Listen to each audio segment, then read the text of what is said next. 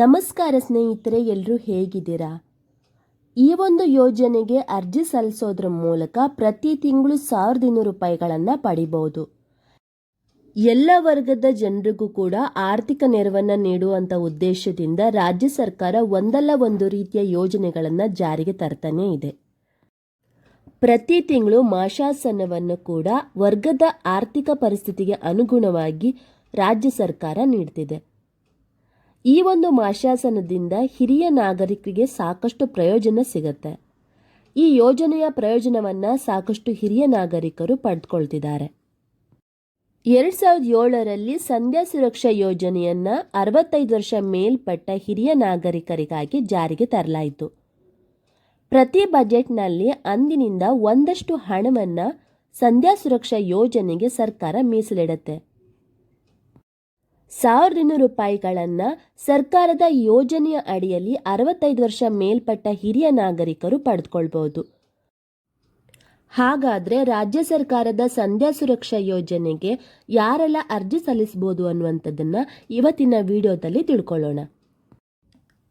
ಸಣ್ಣ ರೈತರು, ಅತಿ ಸಣ್ಣ ರೈತರು, ಮೀನುಗಾರರು, ಅಸಂಘಟಿತ ವಲಯದಲ್ಲಿ ಕೆಲಸ ಮಾಡುವಂಥ ಕಾರ್ಮಿಕರು, ಕುಟುಂಬದ ವಾರ್ಷಿಕ ಆದಾಯ ಅಂದರೆ ಗಂಡ ಹೆಂಡತಿ ಇಬ್ಬರ ವಾರ್ಷಿಕ ಆದಾಯ ಒಟ್ಟಿಗೆ 32,000ಕ್ಕಿಂತ ಕಡಿಮೆ ಇರಬೇಕು.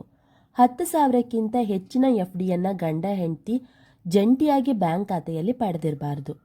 ಯಾವುದೇ ರೂಪದಲ್ಲಿ ಈಗಾಗಲೇ ಪಿಂಚಣಿಯನ್ನು ಪಡೆದುಕೊಳ್ತಾ ಇದ್ದರೆ ಅಂಥವರು ಈ ಯೋಜನೆಗೆ ಅರ್ಜಿ ಸಲ್ಲಿಸೋದಕ್ಕೆ ಅರ್ಹರಾಗಿರೋದಿಲ್ಲ. ಗಂಡು ಮಕ್ಕಳು ಕುಟುಂಬದಲ್ಲಿ ಇದ್ದರೆ ಪೋಷಕರನ್ನು ಅವರು ನೋಡ್ಕೊಳ್ತಾ ಇದ್ದರೆ ಕೂಡ ಹಿರಿಯ ನಾಗರಿಕರು ಈ ಯೋಜನೆಗೆ ಅರ್ಜಿಯನ್ನು ಸಲ್ಲಿಸಬಹುದು.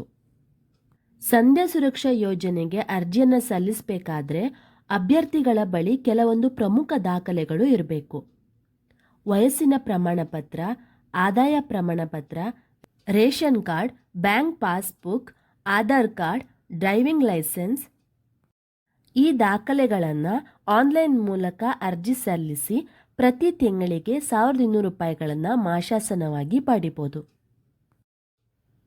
ರಾಜ್ಯ ಸರ್ಕಾರದ ಯೋಜನೆಗೆ ಅರ್ಜಿಯನ್ನು ಸಲ್ಲಿಸಬೇಕಾದ್ರೆ ಅರ್ಜಿದಾರರು ಯಾವುದೇ ಗ್ರಾಮ 1, ಬಾಪೂಜಿ ಕೇಂದ್ರ, ತಹಶೀಲ್ದಾರ್ ಕಚೇರಿಗಳಿಗೆ ಭೇಟಿ ನೀಡಿ ಈ ಯೋಜನೆಗೆ ಅರ್ಜಿಯನ್ನು ಸಲ್ಲಿಸಬಹುದು.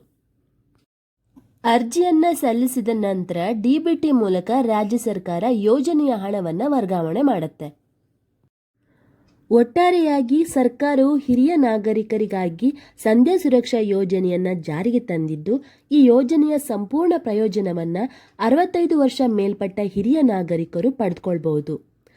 ಮತ್ತೆ ಮುಂದಿನ ಮಾಹಿತಿ ವಿಡಿಯೋದೊಂದಿಗೆ ಭೇಟಿಯಾಗೋಣ ಸ್ನೇಹಿತರೆ. ಧನ್ಯವಾದಗಳು.